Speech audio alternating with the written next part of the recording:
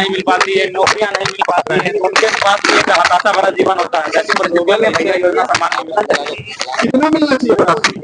कम से कम एक संतोषजनक 4-5 हजार मिलने चाहिए, जिसे कम से कम आप मैया सम्मान योजना में आप नहीं समझे तो बाकी भी आपको समझना चाहिए।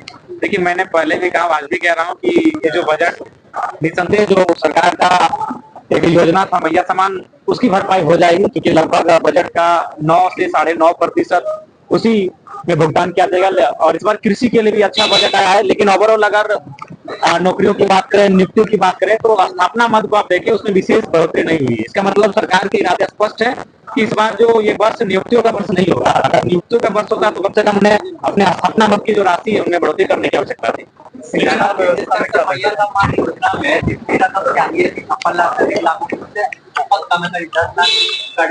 देखिए, अभी धीरे धीरे जैसे समय बढ़ेगा तो बहुत सारे तर्क देकर उनका कटौती किया जाएगा।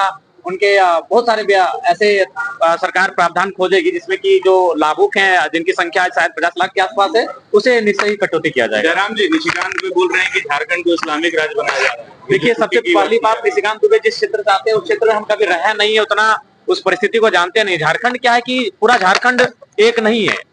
भौगोलिक दशा से अगर हम लोग पढ़ें, सांस्कृतिक दृष्टिकोण से पढ़ें, हम संवैधानिक दृष्टिकोण से एक है, लेकिन अगर भूगोल की बात करें, संस्कृति की बात करें, थोड़ी थोड़ी भिन्नता मिल जाती है। कहीं एसपीटी कानून है, कहीं सीएनटी है, तो कहीं विल्किंसन कानून है, तो पलामू का क्षेत्र फिर एक विशेष रखता है, तो छोटानागपुर थोड़ा विशेष है, कोल्हान थोड़ा विशेष है, संथाल थोड़ा विशेष है।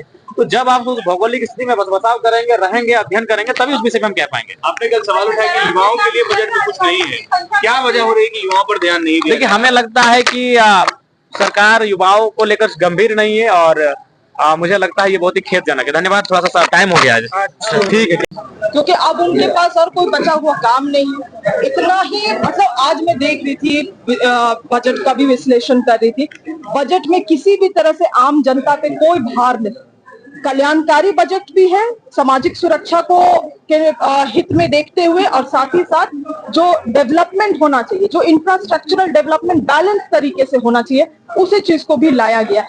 मतलब हम लोग केवल किसी एक तरफ नहीं जा रहे हैं, गांव को भी विकसित कर रहे हैं, गांव में भी आर्थिक हम लोग मदद कर रहे हैं, आर्थिक अर्थव्यवस्था को हम लोग बेहतर कर रहे हैं। साथ ही साथ हम लोग जो शहर हैं, शहर के इलाके हैं, डेवलपमेंटल चीजें, उसको भी हम लोग जोड़ने का काम कर रहे हैं। तो मुझे लगता है इतना संतुलित बजट आज तक राज्य में लाया नहीं गया है।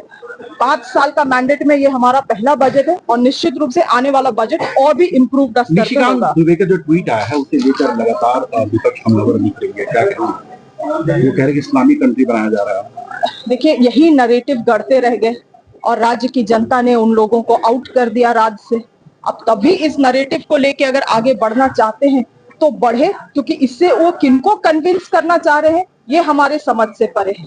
ना जनता इस बात से कन्विंस्ड है, ना हमारी सरकार इस बात से कन्विंस्ड है। और अगर आपको तब भी लगता है कुछ ऐसी चीजें हैं, तो होम मिनिस्ट्री तो केंद्र सरकार के पास है। आप बिल्कुल अपने बॉर्डर सिक्योरिटी को और दुरुस्त करें।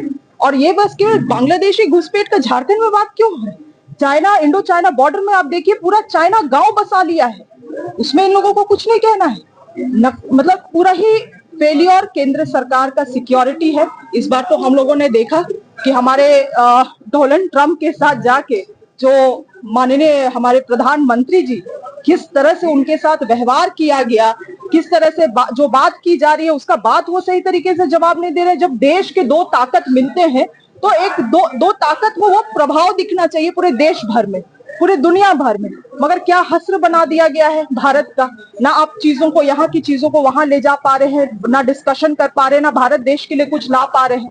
तो बस डिप्लोमेटिक चीजों को मीडिया में दिखा के मुझे नहीं लगता है कि इस राज्य का, इस देश का कोई भला होने वाला है। शिल्पी जी, जिस तरह से बजट की राशि का अलॉटमेंट हुआ है, 70% जेएमएम के खाते में और 30% में कांग्रेस। अब जाहिर सी बात है, उनके ज्यादा मंत्री हैं तो उनके पास ज्यादा विभाग है। हमारे पास 4 मंत्री हैं, जितना विभाग है उस हिसाब से हम लोगों को फंड मिला है, बजट मिला है। और बजट किसी पार्टी को देख के तो नहीं मिला है, विभाग के द्वारा एलोकेशन, विभाग के लिए एलोकेशन की गई है। तो इसको उस नजरिए से नहीं देखना चाहिए। राज्य की जनता के लिए बजट है और राज्य की जनता के लिए काम होगा। धन्यवाद।